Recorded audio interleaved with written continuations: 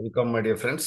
మనం ఈరోజు రీసెంట్గా జరిగినటువంటి 2024 అదేవిధంగా 20 24 సెప్టెంబర్లో జరిగినటువంటి టీజీ సెట్కి సంబంధించిన లైఫ్ సైన్స్ వృక్ష శాస్త్ర విభాగము, జంతు శాస్త్రము, అదేవిధంగా జీవశాస్త్ర విభాగాలకు చెందినటువంటి సెట్ ఎగ్జామినేషన్కి సంబంధించిన ప్రశ్నాపత్రాన్ని మనం విశ్లేషణ చేసుకుంటున్నాం. నిన్నటి వరకు మనకు కొన్ని ప్రశ్నలు మనం విశ్లేషణ చేసుకున్నాం. ఈ రోజు తరగతిలో రిమైనింగ్ క్వశ్చన్స్కి సంబంధించినటువంటి వాటిని మనం విశ్లేషణ చేసుకుంటున్నాం.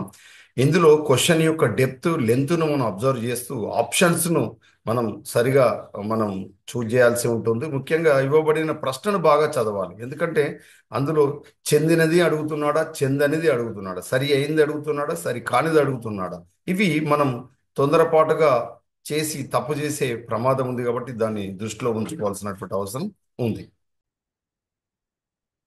A study of height in particular human population, the habitability, heritability అంటే మనకు తెలుసు హెరిటబిలిటీకి సంబంధించినటువంటి height was found to be 0.8. Which of the following statement is most accurate అంటే దీనికి సంబంధించినటువంటి హెచ్ స్క్వేర్ హెరిటబిలిటీ ఆఫ్ హైట్ సంబంధించినటువంటి అనువంశికతకు సంబంధించినటువంటి ప్రశ్న అడిగాడు.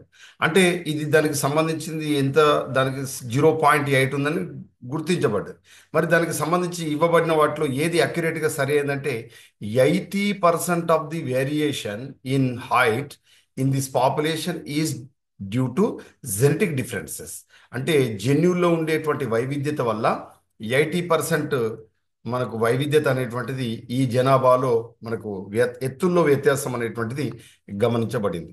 ఇక నెక్స్ట్ క్వశ్చన్ మనం గమనిస్తే which of the following statement is accurately describe kingdom archaebacteria. మనకు తెలుసు 2 kingdom classification, 5 kingdom classification, 6 kingdom classifications ఉంటాయి. మనకు తెలుసు 2 kingdom classification as given by Linnaeus, 5 kingdom classification as given by RH Whittaker and 6 kingdom classification as given by Carl Woese అనేటువంటి శాస్త్రవేత్త మనకు ఇవ్వడం జరిగింది.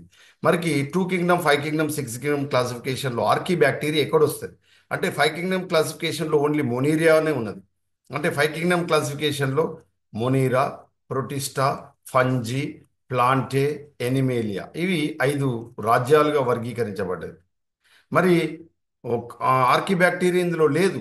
అది ఆర్హెచ్ విటేకర్ చేసిన వర్గీకరణలు. కరోలస్ లినేయస్ చేసినటువంటి దాంట్లో కేవలం మొక్కలు, జంతువులే ఉన్నాయి. కానీ కార్ల్ వూజ్ చేసినటువంటి 6 రాజ్యాల వర్గీకరణ 6 కింగ్డమ్ క్లాసిఫికేషన్ సంబంధించి మనం చూసినప్పుడు ఇందులో ఆర్కీ బ్యాక్టీరియా అనేటువంటిది మొట్టమొదటి రాజ్యముగా మనం చెప్పబడుతుంది. అంటే మనకు విటేకర్ యొక్క మొనీరాను విడగొట్టి ఆర్కియా యూకారియాగా విభజించాడు. Archaea means archaebacteria. So ఇక్కడ ఆర్కీ బ్యాక్టీరియాకు సంబంధించి యాక్యురేట్లీ కింద ఇవ్వబడిన వాటిలో ఏది సరిగా వివరించబడింది అని అడిగాడు. అంటే ఆర్కీ బ్యాక్టీరియాకు సంబంధించింది అని అర్థం. ఆర్కీ బ్యాక్టీరియాకు సంబంధించి ఏంటంటే they are unicellular organism with prokaryotic cells. ఇవి ఏకకణ జీవులు మరియు కేంద్రక పూర్వ జీవులు అనేటువంటిది సరి అయిన విధానం. ఈ పెప్టిడోగ్లైకాన్ అనేటువంటిది సెల్ వాల్ అనేటువంటిది మనకు యూకారియాలో గమనిస్తాం. అంటే యూకారియా మీన్స్ బ్యాక్టీరియల్ సెల్ వాల్లో గమనిస్తాం. ఓకేనా? ఇక their cells have well defined nucleus. అసలు కేంద్రకమే ఉండదు ఇందులో. అర్థమవుతుందా? And they are multicellular organism. ఇవి ఏకకణ జీవులు కాబట్టి బహుకణ జీవులు కాదు. మల్టీసెల్యులర్ కాదు, కేంద్రకము ఉండదు. అదేవిధంగా కణకవచంలో పెప్టిడోగ్లైకాన్ ఉండదు. ఆర్కీ బ్యాక్టీరియా ఎందులో ఉంటుంది? జనరల్ నార్మల్ బ్యాక్టీరియా యొక్క కణకవచంలో పెప్టిడోగ్లైకాన్ మ్యూరినర్ మ్యూకో పాలిపెప్టైడ్ బ్యాక్టీరియాలో ఉంటుంది. కానీ ఆర్కీ బ్యాక్టీరియాకి సంబంధించి మనం సరైన సమాధానం ఏం చెప్పొచ్చు అంటే they are unicellular organism with prokaryotic cells. అంటే ఏకకణ జీవులు మరియు కేంద్రక పూర్వ జీవులు సరి అయినగా మనం చెప్పుకుంటాం. నెక్స్ట్ క్వశ్చన్ చూడండి. Which of the following statement is not, చూడండి అడిగిన ప్రశ్న చూడండి, నాట్ అన్నాడు, కానిది అన్నాడు. Accurate based on the definition of tissues, organs and organ system. ఇది మనకు సెల్ బయాలజీ, మనకు మీన్స్ సైటాలజీకి సంబంధించిన ప్రశ్న. ప్రత్యేకించి ఒక కణం కణజాలంగా మారి కణజాలం అన్ని కూడా కలిసిపోయి వ్యవస్థ ఆర్గాన్స్గా ఏర్పడేటువంటి సిస్టమ్, అంటే అవయవాలు ఏర్పడడం, అవయవ వ్యవస్థలు ఏ విధంగా ఏర్పడ్డాయి అనేటువంటిది ఇక్కడ ప్రశ్న. మరి దీనికి సంబంధించి సరికాంది అన్నాడు. అంటే మిగతా 3 ఆప్షన్స్ సరి అయినవి అన్నట్టే. ఇది అభ్యర్థులు అంటే ఎగ్జామ్లో ఆన్సర్ చేసేటప్పుడు సరికాంది గుర్తించాలి, కానీ ప్రిపేర్ అయ్యేటప్పుడు మాత్రం ఇందులో సరికాంది గుర్తించినప్పుడు మిగతా మూడు కూడా సరి అయినవే చదవాలి. అది విశ్లేషిస్తూ చదివే విధానం అభ్యర్థులు. ఇక్కడ చూడండి, tissues are made up of cells that have similar function, origin and even the specific function. అంటే అర్థం ఏంటి? కణాలన్నీ కూడా ఒక ప్రత్యేకమైన పని నిర్వర్తించడం కోసం, అవి వాటి పుట్టుక ఒకే దగ్గర నుంచి ఉంటుంది, ఎట్ ద సేమ్ టైం ఒక ప్రత్యేకమైన పనిని, అంటే అవి ఒకే రకమైనటువంటి పనులు చేస్తాయి, ఒక ప్రత్యేకమైన పనికి కేటాయించబడతాయి. ఏది? కణజాలం అనేటువంటిది, అందులో ఉండే కణాలు. అదేవిధంగా each organ in a plant are Animal body is composed of single type of tissue to perform it's specific function. ఇక్కడే అభ్యర్థులు గమనించండి, ప్రతి ఆర్గాన్ అంటే అవయవం, మొక్కల్లో కానీ జంతువుల్లో కానీ composed of a single type of tissue, ఒకే రకమైన కణజాలంతో అవయవం అనేటువంటిది ఏర్పడుతుండు అని చెప్తున్నారు. కానీ ఇక్కడ ఏమంటున్నామంటే, ఫర్ ఎగ్జాంపుల్ ఇక్కడ కండక్టివ్ టిష్యూ అని ఉంది. కండక్టివ్ టిష్యూ, మొక్కల్లో కండక్టివ్ టిష్యూ ఉంది. ఈ కండక్టివ్ టిష్యూలో ఏముంటుందంటే జైలం టిష్యూ ఉంటుంది, అదేవిధంగా ఫ్లోయం టిష్యూ ఉంటుంది. ఇవి రెండు దేనికి పనిచేస్తాయి? కండక్టివ్ టిష్యూ అంటే ప్రసరణకు పనిచేస్తాయి. ఏం ప్రసరించాలి? నీరు, ఖనిజ లవణాలు, పోషక పదార్థాల రవాణాలు ఇవి తోడ్పడతాయి. కాబట్టి జైలం టిష్యూ ఉంది, ఫ్లోయం టిష్యూ ఉంది, complex tissue, single type of tissue కాదు. అదేవిధంగా జంతువుల్లో కూడా మనం తీసుకున్నప్పుడు, ఫర్ ఎగ్జాంపుల్ ఇక్కడ మనకు ఈ ఆ, మనకు హార్ట్కి సంబంధించి మనం తీసుకున్నప్పుడు, హార్ట్ అనేటువంటిది మజిల్ టిష్యూ ఉంటుంది, at the same time epithelial tissue ఉంటుంది. అంతేకాకుండా అది రక్త ప్రసరణ వ్యవస్థతో కూడా, అంటే సర్క్యులేషన్ సిస్టమ్కు సంబంధించి మనకు బ్లడ్ అనేటువంటిది ఏది ద్రవరూప సంయోజక కణజాలం అని మనం చెప్పుకుంటాం. అర్థమవుతుందా? అది మనకు ఇన్ని రకాల టిష్యూస్ అందులో ఇన్వాల్వ్ అయి ఉంటాయి. కాబట్టి ఒక ఆర్గాన్కు సంబంధించి ఒకే రకమైనటువంటి కణజాలం అనేది రాంగ్. అంటే ఇచ్చిన ప్రశ్నకు ఇది సరైన సమాధానం, కానీ కణజాలానికి సంబంధించి సరికాదు. Organ systems are collections of organs that work together to perform one or more function in the body. Yes, ఒకటి కంటే ఎక్కువ రకాల పనులు కూడా ఇవి నిర్వర్తించగలిగినటువంటి సామర్థ్యం ఇవి కలెక్టివ్గా చేస్తాయి. అర్థమవుతుందా? ఫర్ ఎగ్జాంపుల్ శ్వాస వ్యవస్థ పనిచేయాలి, దానికి రక్తం అవసరం, బ్లడ్ సర్క్యులేషన్ ఉంటేనే ఊపిరితిత్తి పనిచేస్తుంది, సర్క్యులేషన్ సిస్టమ్. అందుకే దీన్ని collection organ systems of collections of organ that work together. అదేవిధంగా నీ హార్ట్ పనిచేయాలి, నీ బ్రెయిన్ పనిచేయాలి, నీ మొత్తం వోకల్ కార్డ్ పనిచేయాలి, రెస్పిరేటరీ సిస్టమ్ పనిచేయాలి, అంతా కూడా కోఆర్డినేషన్తో పనిచేస్తుంది. The respiratory system is a network organ, tissues and structures that deliver oxygen to cells to remove carbon dioxide. ఇది మనకు రెస్పిరేటరీ సిస్టమ్కు సంబంధించి కూడా ఇది మనం కరెక్ట్గా ఆన్సర్ చేసుకుంటాం. ఎందుకంటే ఇవి ఈ network of organ tissues, different tissues పాల్గొంటాయి, అందులో వివిధ రకాల నిర్మాణాలు ఉంటాయి, అవి ఆక్సిజన్ తీసుకొని కార్బన్ డైఆక్సైడ్ వదిలిపెడతాయి. కాబట్టి అడిగిన ప్రశ్నకు సరి, అంటే అడిగింది ఏంటిది? సరికాంది గుర్తుమన్నాడు, కాబట్టి ఇది సరికాదు. ఇది అడిగిన ప్రశ్నకు ఆప్షన్ ఆన్సర్. నెక్స్ట్ క్వశ్చన్ చూడండి, which of the following statement about phylogeny or evolutionary tree is correct? మనకు పాలిజెనికి సంబంధించి లేదా ఎవల్యూషనరీ ట్రీకి సంబంధించి సరైన స్టేట్మెంట్ అడిగాడు. ఇందులో సరైన స్టేట్మెంట్ చూడండి, ఏ ఫైలోజెనీ, పాలిజెనీ కాదు ఫైలోజెనీ అనాలి. ఫైలోజెనీ అంటే మనకు పుట్టుకకు సంబంధించి, పరిణామ క్రమానికి సంబంధించి ఏ విధంగా ఆవిర్భవించాయి, ఏ విధంగా అంతరించిపోయాయి అనేదంతా కూడా వివరించబడుతుంది. A phylogeny represents the evolutionary relationships among a set of organisms or group of organisms called taxa. మనకు ఈ టాక్సాకు సంబంధించి, అంటే పుట్టుకకు సంబంధించి evolutionary relationships among a set of organisms or group of organism called taxa. Next question, which of the following correctly identifies the major habitat types found in the subcontinent of India? మనకు తెలుసు, భారత ఉపఖండానికి సంబంధించి ఈ కింది ఇవ్వబడినటువంటి ఆవాసాలు, అంటే ప్రధానమైనటువంటి ఆవాసాలకు సంబంధించి భారతదేశ ఉపఖండానికి సంబంధించి సరైన సమాధానాన్ని గుర్తించమన్నాడు. చూడండి, భారతదేశానికి సంబంధించి సరైన సమాధానాన్ని మనం గమనించినప్పుడు భారతదేశం ట్రాండ్రా ఉండదు, కాబట్టి ఇది కాదు. అదేవిధంగా ఇక్కడ temperate forest, grasslands, polar ice caps and mangroves. అసలు పోలార్ ఐస్ క్యాప్స్ మన భారతదేశానికి సంబంధం లేదు. అదేవిధంగా alpine tundras, temperate grasslands and boreal forest and chaparral. ఇక్కడ టండ్రా అనేటువంటిది ఉండదు, ఎందుకు? మన ఉత్తర ధ్రువం కాదు మనది. అర్థమవుతుందా? కాబట్టి ఆన్సర్ చూడండి ఇక్కడ, ట్రాపికల్ రెయిన్ ఫారెస్ట్ ఉష్ణమండల వర్షాధార అరణ్యాలు, డెసిడియస్ ఫారెస్ట్ ఆకురాల్చే అడవులు, డిజర్ట్స్ ఎడారులు, మనకు తెలుసు థార్ ఎడారి మన భారతదేశంలో అతిపెద్ద ఎడారిగా మనం చెప్పుకుంటాం. అదేవిధంగా మాంగ్రూవ్స్, మన పశ్చిమ Bengal the world largest mangrove vegetation which are located in west Bengal Kolkata. Okay, మనకు రాయల్ బెంగాల్ టైగర్ అందులోనే ఉంటుంది. సో ఇది భారతదేశానికి సంబంధించినటువంటి మనకు మేజర్ హ్యాబిటాట్స్, ప్రధానమైనటువంటి ఆవాసాలకు సంబంధించి సరైన సమాధానంగా దీన్ని మనం చెప్పుకోవచ్చు. ఇక next, which of the following statements about అది Myristica swamps is correct. So Myristica swamps సంబంధించి కరెక్ట్ స్టేట్మెంట్ ఈ కింది వాటిలో ఏది అంటే చూడండి, Myristica swamps are rare in and significant, found primarily in the western Ghats of India, but similar swamps can also found in parts of south east Asia. ఇది మనకు సరైన సమాధానంగా చెప్పుకోవచ్చు. Next, which of the following statement about intestinal parasites is incorrect. Is correct అనలేడు, incorrect అన్నాడు. చూడండి, incorrect, సరికానిది అన్నాడు. అంటే మనకు చిన్న ప్రేగుకు సంబంధించి, ముఖ్యంగా జీవశాస్త్రానికి జంతు శాస్త్రానికి సంబంధించి ఇంటెస్టైనల్ పారాసైట్ అంటే ప్రేగుల్లో ఉండేటువంటి జీర్ణనాళంలో, ముఖ్యంగా ప్రేగులో ఉండేటువంటి పరాన్న జీవులకు సంబంధించి సరికానిది అడిగాడు. మరి మిగతా మూడు సరైనవి అన్నమాట. మనం చదివేటప్పుడు అట్లా ప్రిపేర్ కావాలి, ఎగ్జామ్లో మాత్రం సరికానిది గుర్తించాలి. చూడండి, రౌండ్ వామ్స్ కెన్ గ్రో, మనకు ప్లాట్ హెల్మంతిస్, నిమాటి హెల్మంతిస్ ఉంటాయి కదా, ఇందులో రౌండ్ వామ్స్ కు సంబంధించి can grow up to 20 centimeters long and spread from infected soil or faeces. Then pin worms are a type of flat worm that lives in the intestine and spreads by laying eggs in their host body. ఇది మనకు incorrect అన్నాడు. అంటే ఇది ఇది తప్పు, కానీ అడిగిన ప్రశ్నకు మాత్రం ఇది సరైన సమాధానం. మిగతా రెండు చూద్దాం. Hook worms are intestinal parasites that attach to the host intestinal walls and can cause anemia.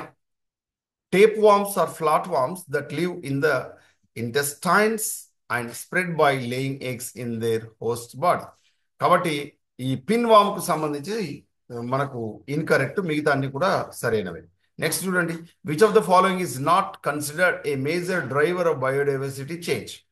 అంటే జీవ వైవిధ్యానికి సంబంధించిన మార్పులకు ఈ కింది వాటిలో ఏది సరి, అంటే ఏది బయోడైవర్సిటీ మార్పులకు లోను చేయనిది అని అడిగాడు. చూడండి, హ్యాబిటాట్ డిస్ట్రక్షన్ అండ్ ఫ్రాగ్మెంటేషన్ అంటే ఆవాసాలను నాశనం చేయడం, వాటిని ముక్కలుగా చేయడం, ఇది జీవ వైవిధ్య నష్టానికి, జీవ వైవిధ్య మార్పులకు లోనవుతుంది. Then climate change and global warming, ఈ క్లైమేట్ చేంజ్ అనేటువంటి వాతావరణంలో వచ్చే మార్పులు, అదేవిధంగా భౌగోళిక వెచ్చదనం, గ్లోబల్ వార్మింగ్కి సంబంధించి పర్యావరణంలో జీవ వైవిధ్య మార్పులకు ఇది ప్రధాన కారణం అవుతుంది. క్లైమేట్ చేంజ్ అనే ప్రాంతానికి సంబంధించి మనకు అమెరికా అధ్యక్షుడైనటువంటి ట్రంప్ ఈ మధ్య కాలంలో ఉపయోగించిన పదం ఏంటిదంటే, క్లైమేట్ చేంజ్కి బదులుగా ఉపయోగించాల్సింది ఏంటిదంటే క్లైమేట్ రిజైలెన్స్. క్లైమేట్ రిజైలెన్స్ అనేటువంటి మార్పును మన ఈ పదాన్ని ఉపయోగించాలని చెప్పడం జరిగింది. Then introduction of invasive species, for example మన భారతదేశానికి సంబంధించి మనం తీసుకున్నప్పుడు ఎగ్జోటిక్ ప్లాంట్స్గా చెప్పుకునేటువంటి ఏదైతే ఈ నీటిలో అత్యంత వేగంగా విస్తరిస్తున్నటువంటి వాటర్ హైసింత్గా పిలువబడేటువంటి గుర్రపు డెక్క ఆకు మొక్కలు, లేదా వాటిని మనం ఏమని పిలుస్తామంటే ఈ ఐకార్నియా అని మనం పిలుస్తాం. ఐకార్నియా ఇది మనకి ఎగ్జోటిక్ ప్లాంట్. ఇక్కడ మొత్తం వాటర్ బాడీస్, కుంటలను, చెరువులను, మనకు ఏదైతే ఈ లోటిక్ సంబంధించి అంటే నిలకడగా ఉండేటువంటి అంటే పారుతున్న జలాలు కాకుండా నిలకడగా ఉన్న జలాల్లో అవి విస్తరించి ఆ జలాన్ని నాశనం చేసి అక్కడ మొత్తం బురదమయం చేసి అక్కడ చెరువులను నాశనం చేసేటువంటి వేగంగా నీటిలో విస్తరిస్తున్న కలుపు మొక్క ఐకార్ని. అదేవిధంగా మరొక ఎగ్జోటిక్ ప్లాంట్గా చెప్పుకుంటే ఫర్ ఎగ్జాంపుల్ మనకు వయ్యారి భామ, కాంగ్రెస్ గడ్డి, నక్షత్ర గడ్డి, క్యారెట్ గడ్డిగా పిలువబడేటువంటి మనకు ఆస్ట్రేసి ఫ్యామిలీకి చెందినటువంటి పార్థీనియం కూడా ఒక ఎగ్జోటిక్ ప్లాంట్. ఇది మనకు గోధుమల ద్వారా భారతదేశంలోకి ప్రవేశించబడి మొత్తం దేశం యొక్క భూభాగాన్ని ఆక్రమించి కొండలు, కోనలు, గుట్టలు, బంజరు భూములు, ఎలాంటి వాటిలో అయినా చౌడు భూములైన వేగంగా విస్తరిస్తే ఇక్కడ ఉండేటువంటి మొక్కలకు నష్టం కలిగిస్తుంది. అదేవిధంగా ఇంకో మనం చెప్పుకునేటువంటి పరికికంపుగా పిలువబడేటువంటి మనకు ఏదైతే ఈ ఏనుగులు సైతం ఈగలేనటువంటి మొక్కలుగా పిలువబడేటువంటి ల్యాంటానా కెమెరా మనకు ఇది ఒక ఇన్వాజివ్ స్పీసీస్ లేదా ఎగ్జోటిక్ ప్లాంట్గా మనం పిలుస్తాం. వీటిని తెలుగులో విదేశీ దురాక్రమణ మొక్కలుగా మనం పిలుస్తాం. ఇలాంటి విదేశీ దురాక్రమణ మొక్కలు భారతదేశంలోకి ప్రవేశించబడితే అక్కడ ఉండే జీవ వైద్యం, అక్కడ ఉండే నేచురల్ ప్లాంట్స్, అక్కడ ఉండే నేటివ్ స్పీసీస్ కూడా ఎలిమినేట్ కాబడతాయి, just because of the extinction due to the cause of exotic plants or invasive species అని మనం చెప్పుకోవచ్చు. ఇంకా చాలా ఇన్వాజివ్ స్పీసీస్ ఉన్నాయి. అంతేకాకుండా అలంకరణ కోసం, అందం కోసం మనం విదేశాల నుంచి మనం పెట్టుకునేటువంటి, ఫర్ ఎగ్జాంపుల్ ఇప్పుడు రోడ్ల పక్కన మనకు ఈ ల్యాండ్స్లో కానీ రోడ్ల పక్కన డివైడర్లో వేగంగా విస్తరించేటువంటి మున్సిపాలిటీ వాళ్ళు పెట్టేటువంటి మొక్కలు, ఇది కోనోకార్పస్కి సంబంధించి కూడా అదొక విదేశీ మొక్కని మనం చెప్పుకోవచ్చు. ఇవి ఇక్కడ ఉండేటువంటి సాధారణంగా పెరిగే నేటివ్ స్పీసీస్ను, స్థానిక జాతులను పెరగనివ్వకుండా అంతరింపజేస్తాయి. మరి ఇక్కడ అడిగింది ఏంటిది? సరి కానిది అన్నాడు. ఇక చూడండి, increase genetic diversity with in species. ఇది కాదు. ఇంక్రీజ్ జెనెటిక్ డైవర్సిటీ స్పీసీస్ వల్ల జీవ వైద్యానికి నష్టం ఏమీ జరగదు. కాబట్టి మొదటి మూడు వల్ల ఈ జీవ వైద్య నష్టం జరుగుతుంది, జీవ వైద్యానికి ప్రభావితం చూపుతుంది, జీవ వైద్య మార్పులకు గురవుతుంది. That is biodiversity has change due to the habitat destruction, fragmentation, even though the climate change and global warming and introduction of the invasive species or exotic species. వీటిని మన విదేశీ దురాక్రమణ మొక్కలు ఇక్కడికి వచ్చేరి ఇక్కడ ఉండేటువంటి వాటిని జీవ వైద్యాన్ని నాశనం చేస్తుంది. నెక్స్ట్ మనం చూసినప్పుడు character displacement occur primary to. Character displacement occurs primarily to minimize niche overlap and avoid competitive exclusion. ఒక మనకు ఆవరణకు సంబంధించి మనకు ఈ నిచే అంటే అక్కడ ఉండేటువంటి ఆవాసంలో అవి minimize niche overlap and avoid competitive exclusion అనేటువంటిది ఈ క్యారెక్టర్ డిస్ప్లేస్మెంట్కు కారణమవుతుంది ప్రాథమికంగా. Next the in classical metapopulation theory what maintains the stability of the metapopulation as a whole. మనకు ఇది పాపులేషన్ ఎకాలజీ, కమ్యూనిటీ ఎకాలజీకి సంబంధించి మనం తీసుకోవచ్చు. ఇందులో దీనికి సంబంధించి మెటాపాపులేషన్ యాజ్ హోల్ అంటున్నాడు కాబట్టి stability of the metapopulation as a హోల్కు సంబంధించి a balance between local extinction and recolonization rates. ఇది మనకు ఈ ఈ క్లాసికల్ మెటాపాపులేషన్ థియరీ అనేటువంటిది చెప్తుంది అనమాట. ఇందులో ఏమిటిది? Maintains the stability of the metapopulation as a whole అని చెప్పేది ఏంటిది? Balance between local extinction and colonization rates. Next, which of the following scenarios best exemplifies interspecific competition and why does it not represents intraspecific competition? ఇక్కడ ఎగ్జాంపుల్కి సంబంధించి మనం తీసుకున్నప్పుడు జాతుల మధ్య పోరాటము, జాతి అంతస్థ పోరాటం అని చెప్పుకుంటాం. ఇంటర్ స్పెసిఫిక్ కాంపిటీషన్ అంటే జాతిల మధ్య పోరాటం. ఇంట్రా స్పెసిఫిక్ కాంపిటీషన్ అంటే జాతి అంతస్థ పోరాటం. అంటే ఫర్ ఎగ్జాంపుల్ రెండు పులుల మధ్యలో, రెండు శాకాహార జీవుల మధ్యలో లేదా మాంసాహార జీవుల మధ్యలో జరిగేది, ఒకే రకాలకు సంబంధించిన జాతి జీవుల మధ్య జరిగేది ఇంట్రా స్పెసిఫిక్ కాంపిటీషన్. అంటే వేరు జాతుల జీవుల మధ్యలో జరిగే పోటీని ఆహారం కోసం కానీ, ఆవాసం కోసం కానీ, మేటింగ్ అంటే ప్రత్యుత్పత్తి కోసం కానీ జరిగేటువంటి పోటీ మనకు వివిధ జీవుల మధ్య జరిగే, వివిధ జాతుల మధ్య జరిగితే దాన్ని ఇంటర్ స్పెసిఫిక్ కాంపిటీషన్ అని, ఒకే జాతి జీవుల మధ్య జరిగితే దాన్ని ఇంట్రా స్పెసిఫిక్ కాంపిటీషన్ అని మనం చెప్పుకుంటాం. మరి ఇప్పుడు ఈ బెస్ట్ ఎగ్జాంప్లిఫైస్ వీటికి సంబంధించి కింది వాటిలో ఏదైనా అడిగాడు. చూడండి, ఇక్కడ different species of trees in a dense forest compete for sunlight by growing taller or spreading their leaves more widely అనేటువంటిది మనకు ఇంట్రా స్పెసిఫిక్ కాంపిటీషన్కి సంబంధించి ఎగ్జాంపుల్ మనం తీసుకోవచ్చు. ఇది ప్రధానంగా ఇది ఉష్ణమండల సతత హరిత అరణ్యాలు, మనకి ఏదైతే ఎవర్ గ్రీన్ ఫారెస్ట్కి ట్రాపికల్ ఎవర్ గ్రీన్ ఫారెస్ట్కి సంబంధించి సతత హరిత అరణ్యాలను మనం గమనించినప్పుడు ముఖ్యంగా అమెజాన్ అడవుల్లో కానీ, లేదా ప్రత్యేకించి ఈ అండమాన్ అడవుల్లో కానీ, లేదా ఆఫ్రికా ఫారెస్ట్లో కానీ మనం గమనించినప్పుడు ఎక్కడైతే ఎవర్ గ్రీన్ ఫారెస్ట్ ఉంటాయో అక్కడ విపరీతమైన పోటీ ఉంటుంది వాటి మధ్యలోనే, అంటే వృక్షాల మధ్యలో. ఎందుకు? సన్లైట్ కోసం వేగంగా పెరుగుతూ ఉంటాయి అన్నమాట. పెరిగే క్రమంలో ఆకులను విస్తరిస్తాయన్నమాట, బ్రాడ్ లీవ్స్. దానివల్ల ఏమవుతుందంటే సూర్యరశ్మి కనీసము ఆ అడవుల్లో కిందికి సూర్యరశ్మి చేరదు. అంత చీకటిగా దట్టమైన డెన్స్ ఫారెస్ట్ ఉండి దట్టమైన అడవిలో చీకటి ఉంటుందన్నమాట. అందులో సే అనే ఈగలు ఉంటాయి. అంతేకాకుండా ఆ ఆ ఆకులు రాలి కింద ఆ వర్షం ఎప్పుడు పడడం వల్ల సతతరణ్యాలలో కింద ఉన్న ఆకులన్నీ కుళ్ళిపోయి లిట్టర్ అంటే కింద డఫ్ ఉంటుంది, ఆ పైన లిట్టర్ ఉంటుంది. అదంతా కూడా కుళ్ళిపోతూ మనం నడుస్తుంటే మోకాల వరకు దిగబడేటువంటి సారవంతమైన మెత్తటి మట్టి ఉంటుందన్నమాట. అప్పుడే రాలిన ఆకులు కూడా ఆ డఫ్ పైన ఉంటుంది, దాన్ని లిట్టర్ అంటాం. అందులో వేగంగా కదులుతున్నటువంటి పాములు ఉంటాయి, కింగ్ కోబ్రా అని మనం చెప్పుకుంటాం. ఓకేనా? అంటే ఈ కింగ్ కోబ్రాస్ అనేటువంటివి అందులో వేగంగా కదులుతూ ఉంటాయి. ఇది ఆ అడవికి సంబంధించినటువంటి బెస్ట్ ఎగ్జాంపుల్ అనమాట, ఈ ఈ ఇవ్వబడినటువంటి క్వశ్చన్కి సంబంధించి. ఓకే, ఇది why does it not represent intraspecific competition అని మనం చెప్పుకున్నప్పుడు, interspecific competition why does which of the following scenarios best exemplified interspecific competition కి సంబంధించిన why does why does it not represent intraspecific competition అన్నాడు. ఇక్కడ దీనికి సంబంధించి different species of trees అంటే ఒకే రకమైన జాతికి సంబంధించిన మొక్కలే కాకుండా అనేక రకాలైనటువంటి జాతుల ఏది మొక్కలు విపరీతంగా వేగంగా పెరుగుతుంటాయి అనమాట. అక్కడ మనం గమనిస్తూ ఉంటాం. ఏది సతతహరిత అరణ్యాల్లో ఎవర్ గ్రీన్ ఫారెస్ట్ లో ఇది మనకు బెస్ట్ ఎగ్జాంపుల్గా మనం చెప్పుకుంటాం. Next, which of the following statement best explains why ecotones, మనకు ఎకేడ్స్ ఎకోటోన్స్ ఇవన్నీ మనకు పాపులేషన్ ఎకాలజీ కమ్యూనిటీ ఎకాలజీలో వచ్చేటువంటి ఈ టర్మినాలజీ, ఇవి మీరు అక్కడ మీరు చదవాల్సి ఉంటుంది ఎకాలజీకి సంబంధించి. Are critical for both biodiversity and ecosystem health.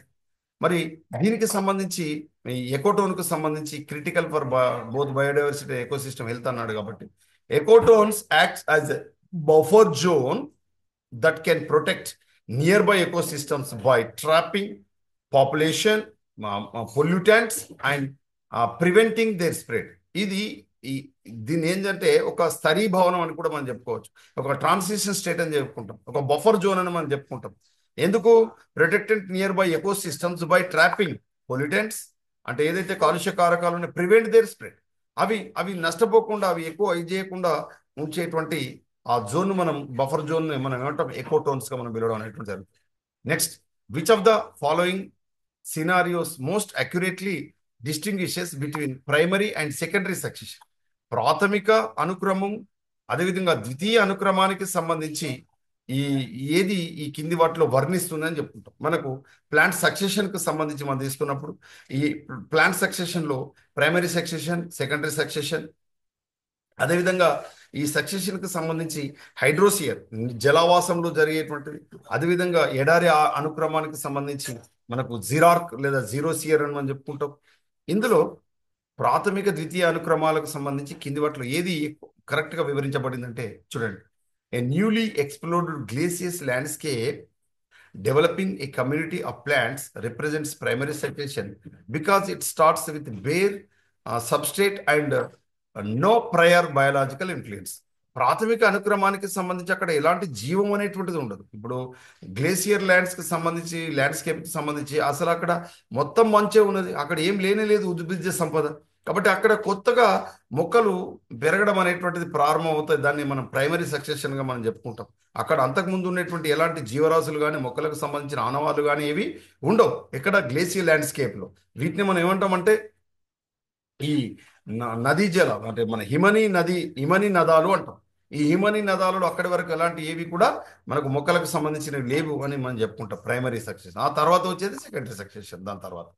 Next, which of the following statements best explains the interconnected impacts of climate change on biodiversity loss and why it is crucial to understand this relationship for policy making? అంటే దీన్ని ఏమని చెప్పుకుంటారంటే మేజర్గా ఇంటర్కనెక్టెడ్ impacts, ఏదైతే interconnect చేయబడినటువంటి impact ప్రభావాలకు ఒకదాంతో ఒకటి అనుసంధానించబడినటువంటి ప్రభావాలు, ముఖ్యంగా వాతావరణ మార్పుకు సంబంధించి క్లైమేట్ చేంజ్, ఇప్పుడు మనం క్లైమేట్ రిజైలెన్స్ అని మనం పిలుస్తున్నాం, ఇంతకుముందు క్లైమేట్ చేంజ్ అని పిలిచేవాళ్ళం. ఆన్ బయోడైవర్సిటీలో జీవ వైవిధ్య నష్టానికి సంబంధించి మరి ఎందుకు it is a crucial understand this relationship for policy making. ఏదైతే మనకు ఈ చట్టాలు రూపకల్పనలో కానీ విధానపరమైన నిర్ణయాలు తీసుకోవడంలో వీటిని ఎందుకు ప్రాథమికంగా ముఖ్యంగా తీసుకోవాల్సినటువంటి అవసరం ఉంది అని అడిగారు.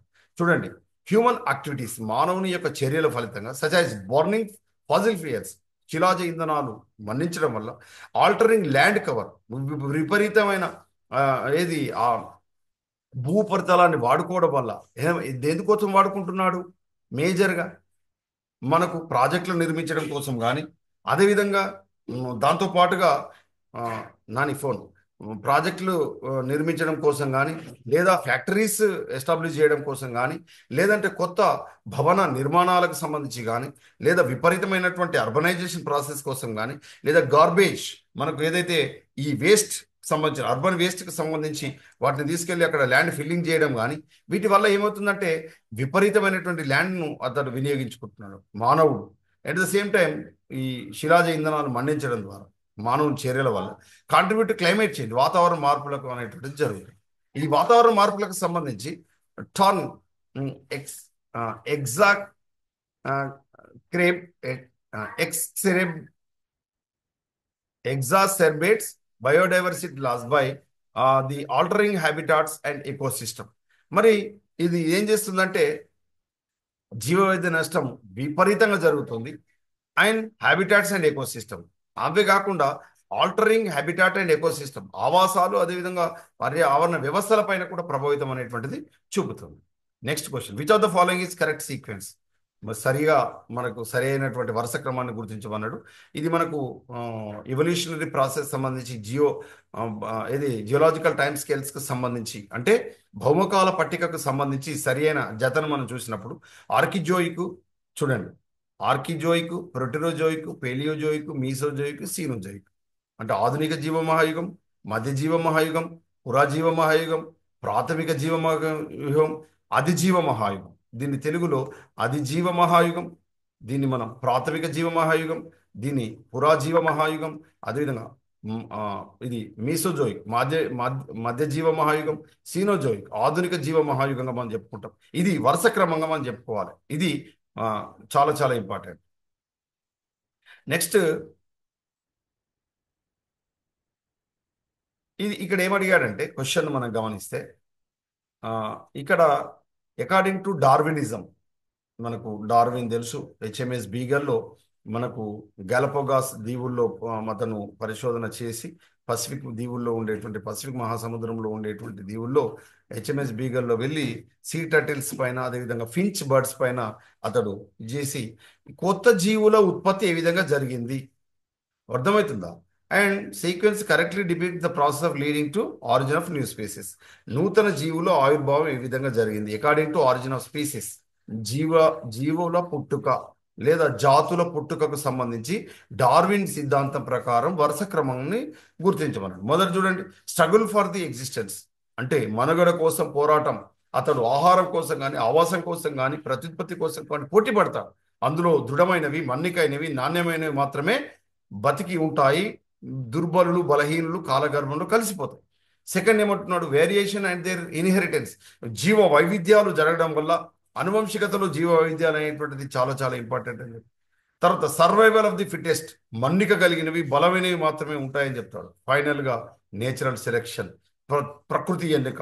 దీన్నే మనం పరిసరాల ఎన్నిక అని మనం చెప్పుకుంటాం. అంటే సహజ పరిసరాల్లో నేచురల్ సెలెక్షన్, ప్రకృతి వర్ణ సిద్ధాంతం అని కూడా మనం చెప్పుకుంటాం.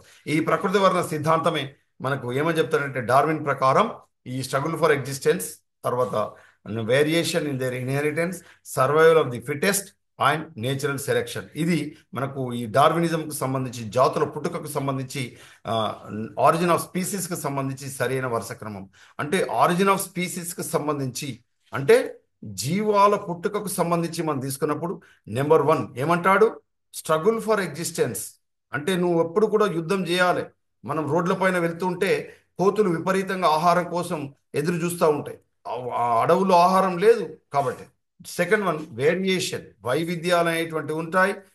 అండ్ దేర్ ఇన్హెరిటెన్స్, వాటి యొక్క అనువంశికతలో వైవిధ్యాలు అనేటువంటివి అవసరం అవుతాయి. దాని తర్వాత ఏమంటున్నాడంటే third one, survival of the fittest.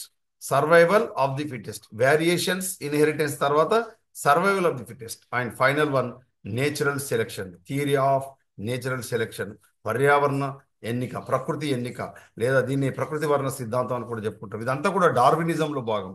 ఒక జీవుల పుట్టుకకు సంబంధించి వరుస క్రమంగా మనం చెప్పుకుంటాం. చాలా చాలా important. Next, which of the following pairs represents analogous organs? మనకు తెలుసు ఈ ఆర్గాన్స్ కి సంబంధించి ముఖ్యంగా జంతువుల్లో ఈ వింగ్సా లేకపోతే ఫెదర్సా, ఇన్సెక్ట్స్ కి సంబంధించి ఆ, ఇందులో ఏది అనాలాగస్ ఆర్గాన్స్ కి సంబంధించి సరైనది అని చెప్పుకున్నప్పుడు wings of bats and feather of birds.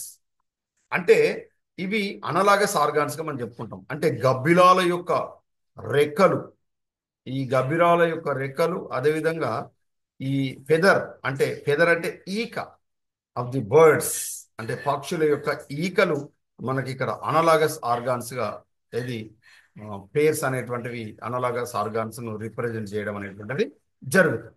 Next చూడండి, బీయింగ్ ఆల్ మమ్మేల్స్ అంటే క్షీరదాలకు సంబంధించి, వేల్స్ అంటే తిమింగలం, డాల్ఫిన్స్, బ్యాట్స్, మంకీ, హార్స్, ఇవన్నీ ఉన్నాయి కదా, have some important common characteristics but they also exhibit conspicuous differences this due to the phenomenon of. అంటే ఈ గబ్బిలాలలో కానీ, అదేవిధంగా డాల్ఫిన్స్లో కానీ, అంటే సముద్రాల్లో ఉంటాయి, గంగా నదిలో ఉంటాయి డాల్ఫిన్స్, అది వేల్స్ నీలి తిమింగలం, మంకీస్ అంటే ఆ, ఆ, మన కోతులు కానీ, హార్స్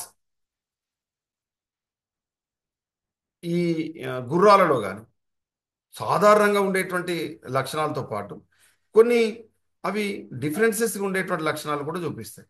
దాన్ని ఏమంటాం? అలాంటి దృగ్విషయాన్ని ఏమని పిలుస్తాం అంటే డైవర్జెంట్ ఇవల్యూషన్ అంటాం. Divergent evolution. ఒకే రకమైన చూపిస్తే వాటిని కన్వర్జెంట్ ఇవల్యూషన్ అంటాం. భిన్నమైన చూపిస్తాను కాబట్టి డైవర్జెంట్ ఇవల్యూషన్ అని మనం పిలుస్తాం. ఓకేనా? ఇక ఆ, ఈ రోజుకు సంబంధించిన చివరి ప్రశ్న, the present giraffe have a longer neck compare to its ancestors because of. అయితే జిరాఫీలో మెడ పొడవుగా ఉంది కదా, మరి అంతకుముందు ఉన్న జిరాఫీలు పాతకాలంలో పరిణామ క్రమంలో అంతకుముందు ఉన్న పూర్వ జిరాఫీలలో మెడ చిన్నగా ఉంది. మరి ఇది ఏది ఎందుకు అని అంటున్నాడు. దీన్ని మనం ఏమంటాం అంటే స్పీసియేషన్ అంటాం. ఏమంటాం? స్పీసియేషన్. ఏమని పెట్టాలి? స్పీసియేషన్. యాక్చువల్గా ఇది అకార్డింగ్ టు లామార్క్ ఏమంటారంటే లామార్క్ అన్హెరిటెన్స్ ఆఫ్ అక్వైర్డ్ క్యారెక్టర్స్, అంటే అనువంశికతలో ఆర్జిత గుణాల అనువంశికత అని చెప్తాడు. ఇది లామార్క్ ప్రకారం, జీన్ బాప్టిన్ లామార్క్ ప్రకారం ఏమంటది? ఆర్జిత గుణాల అనువంశికత అని మనం చెప్పుకుంటాం. అంటే ఇవి ఇది కొత్తగా ఆహారం కోసం మెడను బాగా పైకి చాపడం ద్వారా, ఇలా పైకి ఇలా ఇలా ఇలా చాపడం ద్వారా అక్కడ ఉండే చిగురుటాకులు పైన ఉండే కొమ్మల ఆకులు తినడం కోసం మెడ బాగా సాగింది కాబట్టి ఈ లక్షణాలు ఇది ఆర్జించబడ్డాయి. కాబట్టి ఇవి తర్వాత వచ్చే పిల్ల జీవుల్లో, కొత్త జీవుల్లో వచ్చి చేరాయని చెప్తారు. దీన్నే ఇన్హెరిటెన్స్ ఆఫ్ అక్వైర్డ్ క్యారెక్టర్స్ అంటారు. ఆర్జిత గుణాల అనువంశికతగా మనం చెప్పుకోవడం అనేటువంటి జరుగుతుంది. సో మిగతా ప్రశ్నలు రేపటి తరగతిలో మనం చెప్పుకుందాం. I will stop here my dear friends.